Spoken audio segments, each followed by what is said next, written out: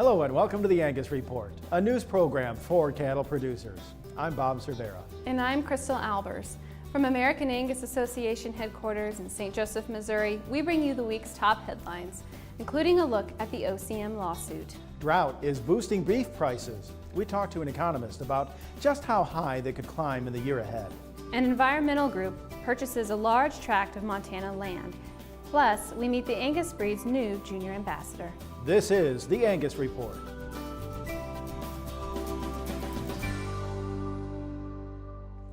Our top news this week: the Organization for Competitive Markets has joined with the Humane Society of the United States to file a court order prohibiting any beef promotion funds from going to the National Cattlemen's Beef Association.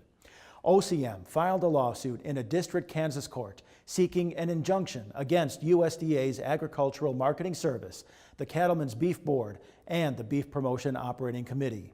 The court order alleges that NCBA receives a large majority of checkoff funded projects and uses such funds to lobby for an ag system contrary to agriculture's interests.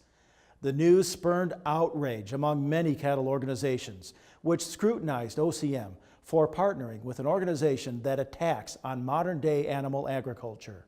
Of course, we'll continue to follow the story as it evolves.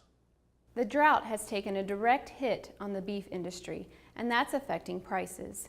University of Missouri agricultural economist Scott Brown predicts meat, dairy, and poultry prices will jump by more than 8% next year. We're certainly seeing a very serious situation when we see what's happening to corn crop, soybean crop, hay, pasture across the board. It's a very tough situation in many parts of the country. If you start looking at the aggregate U.S. numbers, we're in a situation where it looks like to me purchased feed expenses in this country are going to triple relative to where we were just a decade ago.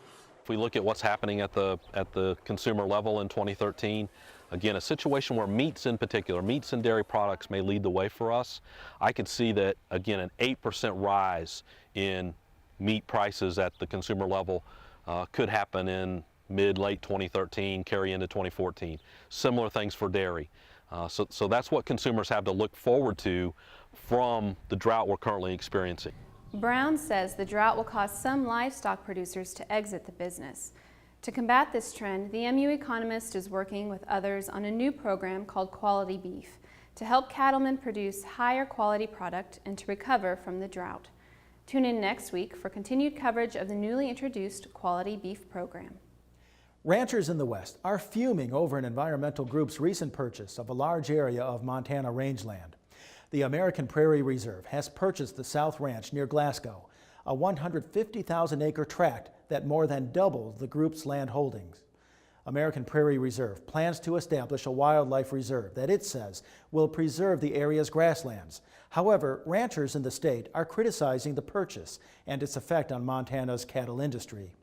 Reports indicate the group continues to raise money toward land acquisition and says it plans to spend $500 million toward that effort in the next 30 years.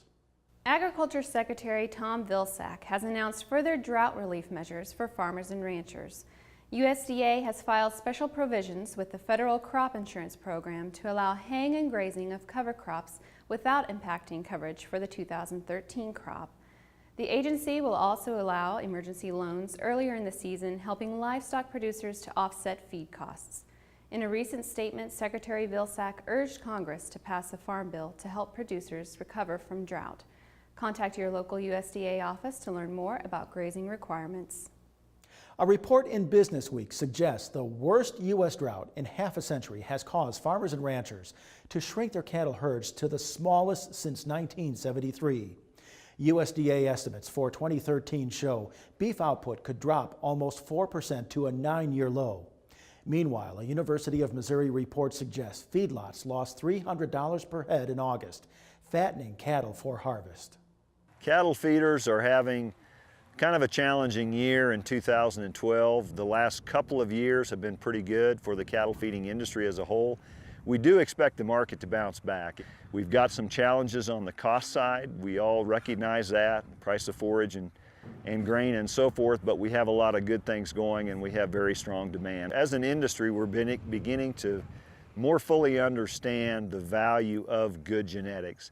About 60% of the nation's cattle when they're fed out in a feedlot are sold on some kind of a carcass merit pricing system, a grid, a formula, and that really gives us a great window into the value of genetics. It shows us that some genetics really value up a lot better. Cattle that grade well, cattle that grow efficiently and grow fast in the feed yard, we see as much as $50 to $100 a head value improvement in good genetics versus average genetics, and that's just on a pen basis. So on the individual animal basis, of course, the numbers are a lot bigger than that. In terms of the grid premiums that people are generating, the best highly selected genetics, many of them Angus influenced, are generating $80 to $100 a head in premium, a carcass merit premium, versus average cattle, which is really tremendous. The American Angus Association is now accepting consignments for the 2013 National Western Angus Bull Sale at the National Western Stock Show in Denver, Colorado.